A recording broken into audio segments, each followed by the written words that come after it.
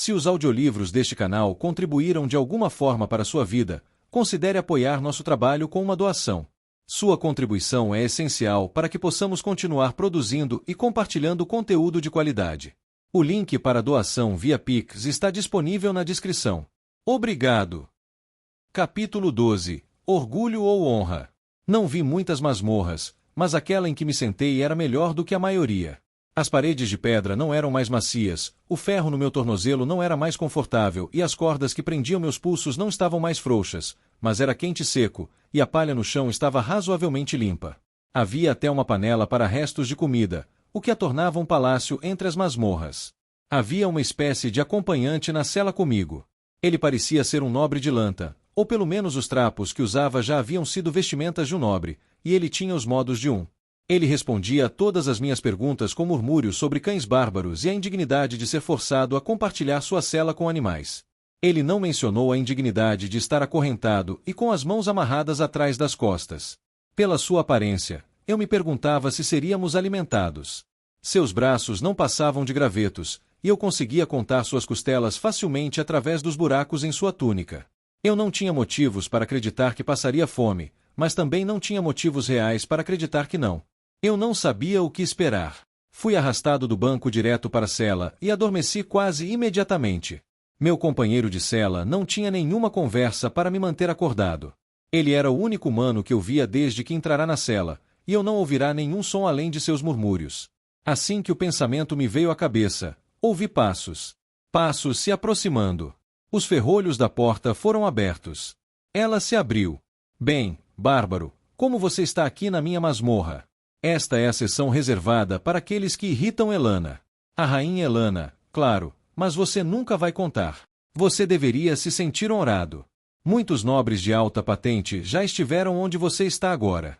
Como este. Ele chutou, e o nobre esfarrapado se dobrou, engasgando. Era corpulento, esse carcereiro, e suas roupas eram uma massa de imundície e gordura. Com seus muitos queixos e seu riso constante, parecia um sujeito alegre. Até, claro, você ver seus olhos.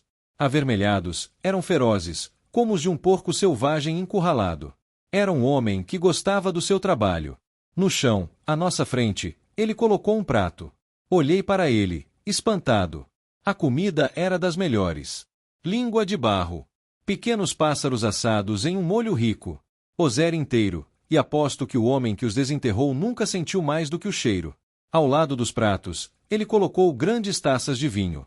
Não era um prato para prisioneiros, certamente não era o que eles estavam dando para meu companheiro de cela esfarrapado. Ele se virou para encarar a parede. Com o queixo tremendo, o carcereiro ficou parado, observando. E eu entendi. A comida estava lá, uma comida farta, uma comida tentadora, para comermos como quiséssemos. Mas nossas mãos permaneceriam amarradas às costas. Coma, eu disse ao outro prisioneiro. Ele não se mexeu. Caí de joelhos, encostei o rosto no prato e comi. O nobre aprisionado me lançou um olhar de desgosto. O carcereiro riu alto. Quando saiu, trancando cuidadosamente a porta atrás de si, ainda ria. Que ele risse. Que o nobre tolo me encarasse. Continuei a comer. Quando minha chance de escapar chegasse, eu não estaria tão fraco de fome a ponto de não aproveitá-la. Aquele que jazia, encolhido e faminto, à minha frente, confundia a honra com orgulho. O orgulho dizia, não coma assim. Não deixe que te obriguem a se ajoelhar e comer como um animal. Não ceda nem a largura do fio mais fino da sua capa. A honra dizia, coma. Sobreviva. Mantenha sua força. Fuja. E tempere cada mordida com o pensamento da vingança que você terá. Eu comi. Os dias se passaram, mas eu não conseguia dizer quantos. A luz era sempre a mesma, fraca e incessante. A comida chegava, mas o intervalo entre elas nunca era o mesmo. Às vezes, eu comia 2 vezes no espaço que eu pensava ser um dia. Uma vez, nem comia por 2 dias. Ou assim eu pensava. Era para amolecer a vontade, para semear a dúvida. Mas eu sobrevivi. O outro manteve o rosto virado para a parede. Um dia, o carcereiro colocou os pratos no chão e, sem obter resposta às suas provocações, chutou outro homem com força suficiente para levantá-lo do chão. Mesmo assim, não obteve resposta. Com um xingamento, ele o virou e o encarou. Então, arrastou-o para longe, suando o tempo todo, embora não fosse por esforço, eu acho. Depois disso, passei meus dias sozinho, exceto pelas visitas do carcereiro. Pensei brevemente se o outro prisioneiro havia morrido, mas ele havia feito sua escolha. Eu havia feito a minha.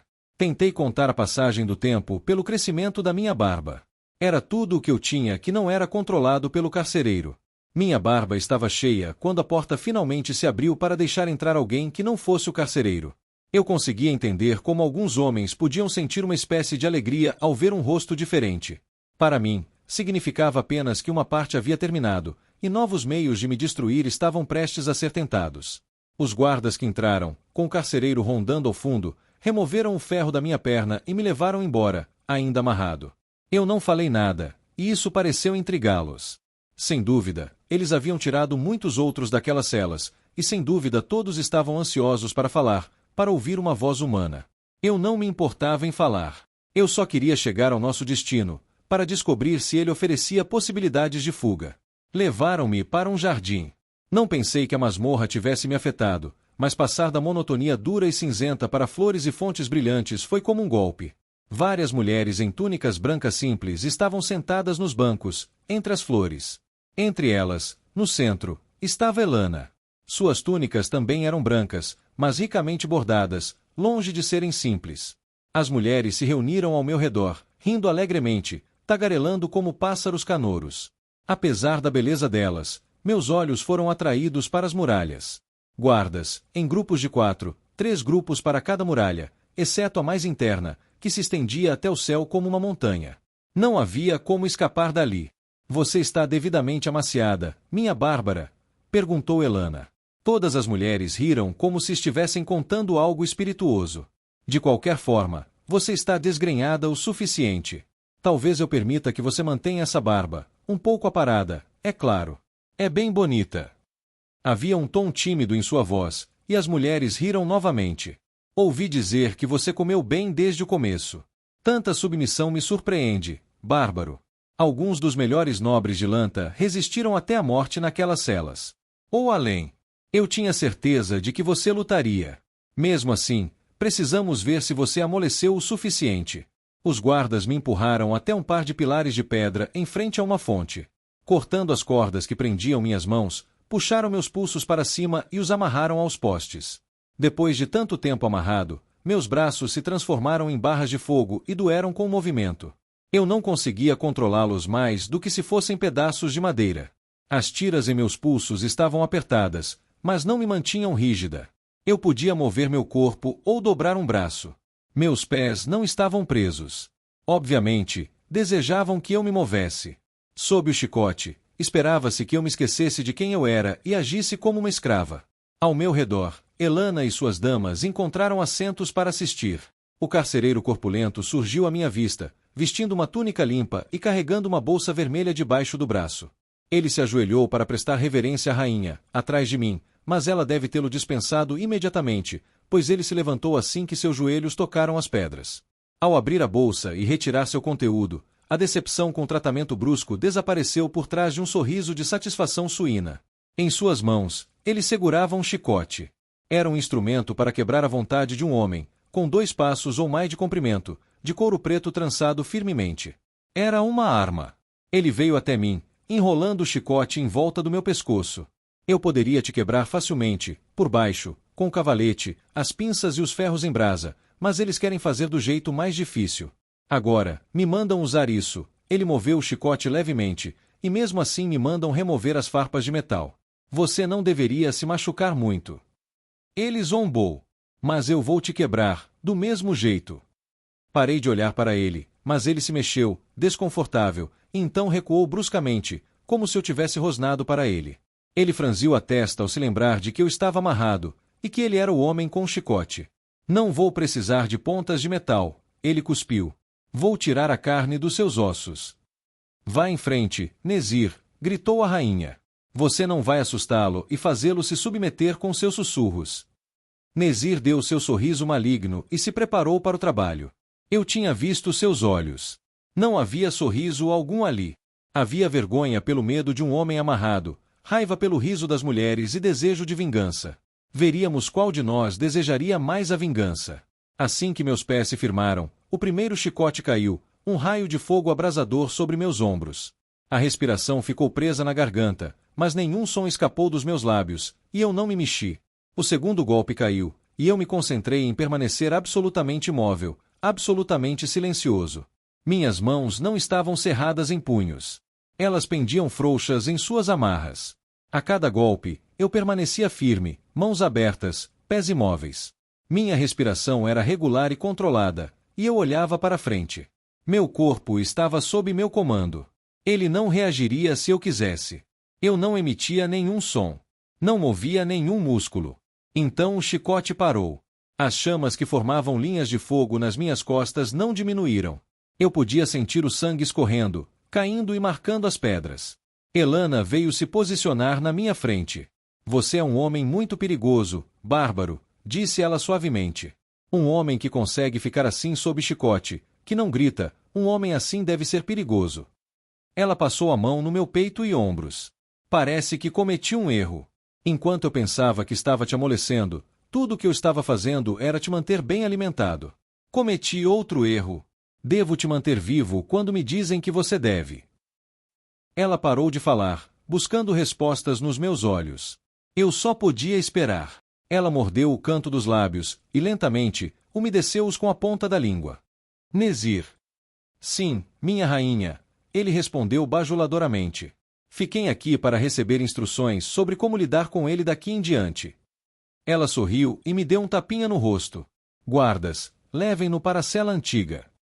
Eles soltaram minhas mãos apenas para amarrá-las novamente nas costas e me puxaram para fora do jardim. A cela para a qual me levaram poderia ser aquela em que eu estivera antes. Só que Elana a chamara de cela antiga. O que havia de diferente? As paredes de pedra não davam nenhuma pista. Eles me acorrentaram à parede por um tornozelo, como antes, mas desta vez soltaram meus pulsos.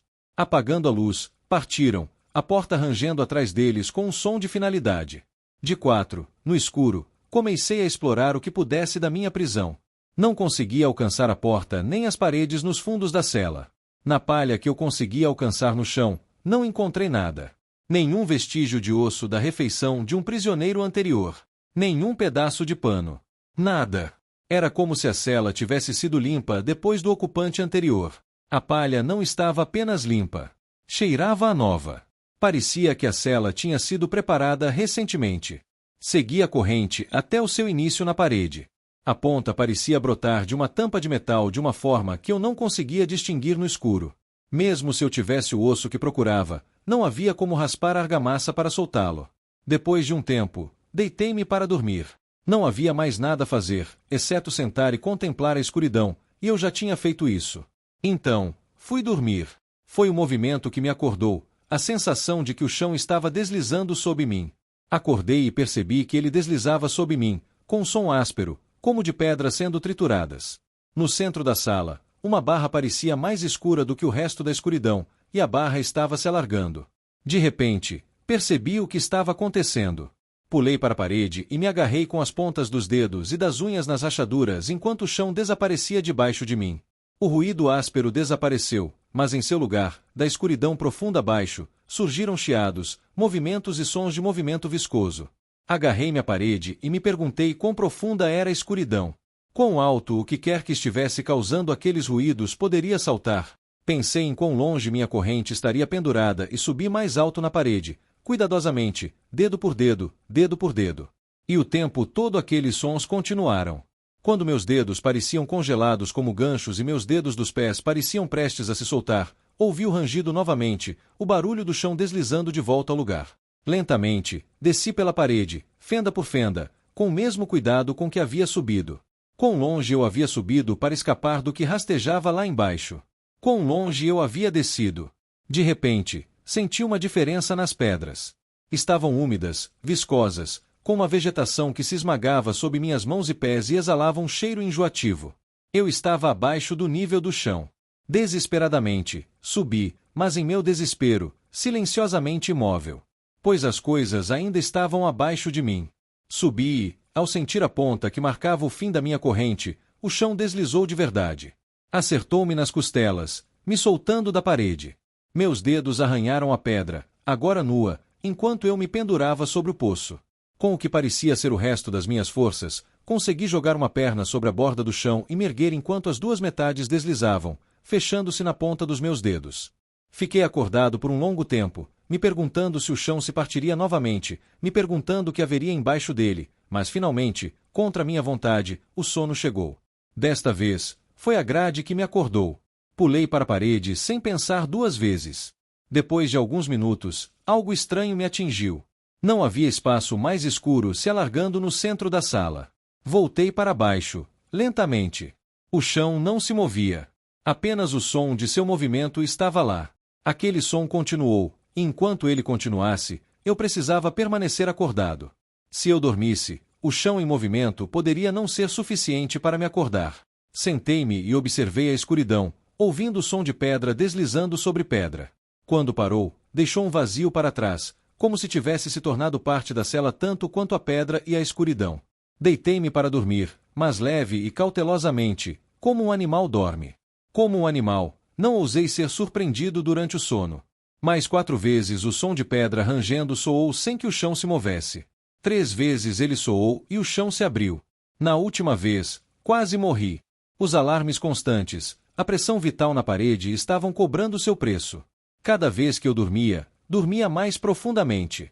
Por fim, o barulho áspero não conseguiu me acordar. O deslizar do chão não conseguiu me acordar. O chão desapareceu debaixo de mim, e só a queda me acordou. Em desespero, agarrei a corrente. Os elos deslizaram por entre minhas mãos, rasgando a carne das palmas, mas diminuí o ritmo. Parei e imediatamente comecei a subir novamente, de volta pela corrente que estava molhada com meu sangue. Os sons vindos do poço abaixo ainda estavam lá, mais altos agora, mais próximos. Meus esforços abriram as feridas nas minhas costas e o sangue pingou na escuridão. Os assobios ficaram mais agitados, os movimentos de deslizar, mais rápidos. Algo puxou a corrente que pendia em um laço abaixo de mim, roçando minha perna.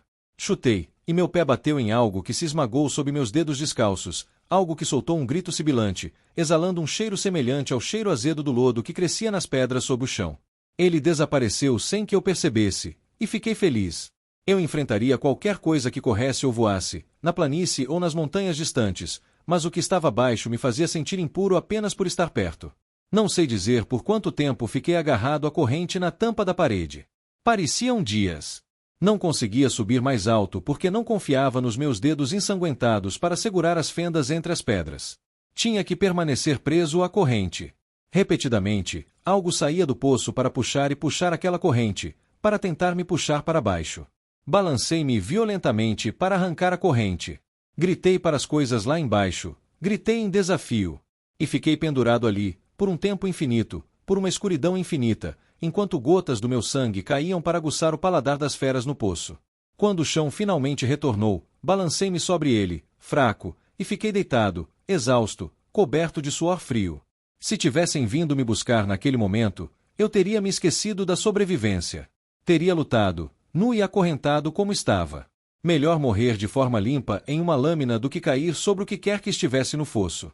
Naqueles primeiros dias na cela, rapidamente me acostumei com o fato de que não seria alimentado. As provocações de Elana sobre me manter bem alimentado já eram um aviso suficiente sobre isso. Na verdade, eu poderia sobreviver por algum tempo sem isso. A comida costuma ser escassa o suficiente durante a campanha das lanças. Água, no entanto, era outra história. Com o passar dos dias, meus lábios racharam. Minha língua inchou e, se Ivo tivesse entrado, eu não teria conseguido me molhar o suficiente para cuspir nele. Então, meu suor perdeu o gosto salgado e eu soube que logo começaria a morrer. Eu estava encostado na parede quando ouvi passos lá fora. Deitar exigia menos energia do que sentar, e eu não tinha nenhuma sobrando. Observei a porta se abrir com o máximo de interesse que consegui reunir. Era Nezir. A luz fraca que entrava pela porta atrás dele machucava meus olhos, mas eu conseguia ver até ali. E eu conseguia ver o grande pote de barro em suas mãos. Ele colocou o pote no chão, jogou um pequeno pacote ao lado e saiu. Não disse uma palavra. Abri o pacote às pressas. Era sal, e o pote continha água, pura e doce. A água era suficiente para vários dias, e o sal me ajudaria a sobreviver para bebê-la. E então me dei conta. Eu não tinha ouvido os ferrolhos da porta. Ele não tinha trancado a porta da cela. Não me apressei, mas também não me movi lentamente. Comi um pouco do sal e bebi um pouco de água. Mais sal e mais água. Bebi até quase explodir, depois derramei um pouco sobre mim, para lavar o suor e a sujeira, para diminuir o suor e a perda de umidade do corpo. E bebi mais. Quando coloquei a panela no chão, ela não devia ter aguentado mais do que algumas garfadas. Nezir aguardava o tilintar do pote de barro nas pedras. Imediatamente, abriu a porta e entrou correndo. Na corrida, chutou o pote contra a parede, esquivando-se para longe do meu alcance.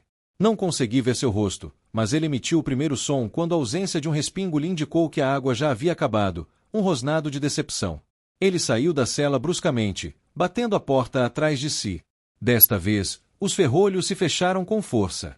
Fiquei deitado na escuridão e ri até as lágrimas correrem pelo meu rosto. Depois daquela visita, a brincadeira com o chão recomeçou. Só que, desta vez, algo novo foi acrescentado. Às vezes, o chão se movia, mas não abria. E sempre que isso acontecia, eu tinha a ideia de que ele realmente estava se abrindo, mas que, desta vez, eu simplesmente não conseguia ver o vão se alargando no centro da sala. Somado a tudo isso, era um teste interessante de força de vontade. Por quanto tempo eu conseguiria deixar o chão se mover antes de ir até a parede, abrindo ou não? Na próxima visita à água, o sal estava presente. Só percebi depois de tomar um gole enorme, e o tempo até a terceira visita foi uma agonia de sede ardente. A água estava boa novamente na terceira visita, mas depois disso o chão começou a rachar sem aviso. Não houve nenhum som de rangido, nenhum render de pedra contra pedra. Apenas um deslizar silencioso em direção ao vazio. Depois disso, raramente dormi. Os dias continuaram. A escuridão continuou. O poço lá embaixo continuou. Eu não conseguia ver as horas pela mudança de luz, nem pelas refeições. Eu as contava pelas visitas com água. 23 visitas com água. Eu guardava os números na cabeça, mesmo quando dormia. 23 visitas com água, e o tempo todo o poço lá embaixo clamava por mim. Na 24ª visita me tiraram da cela.